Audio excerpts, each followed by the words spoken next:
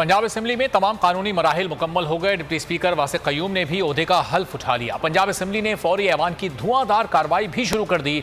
Chief election commissioner और 4 सूबाई commissioners के मुस्ताफ़ी होने की करारदाद भी मंजूर कर ली।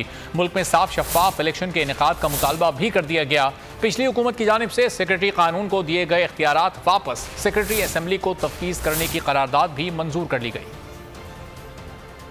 सियासत का खात्मा। PTI ने पंजाब असेंबली के तमाम कानूनी मराहिल में कामयाबी हासिल करके अपना काम शुरू कर दिया। डिप्टी स्पीकर वासिक क़य्यूम ने बिला मुकाबला मुंतखब होकर अपने ओहदे का हल्फ उठा लिया। स्पीकर सब्तान खान ने हल्फ लिया। मैं वासिक क़य्यूम अब्बासी सिद्ध के दिल से हल्फ उठाता हूँ।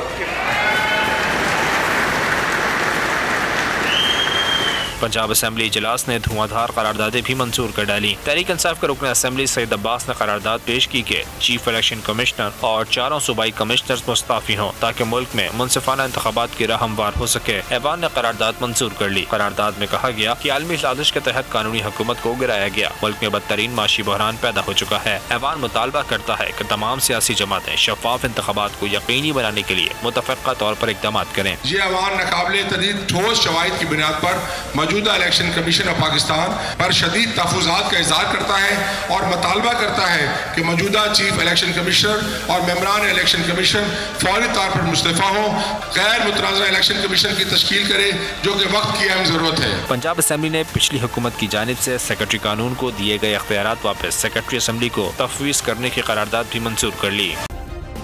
सब्सक्राइब करें और बेल दबाएं ताकि कोई खबर रह न जाए।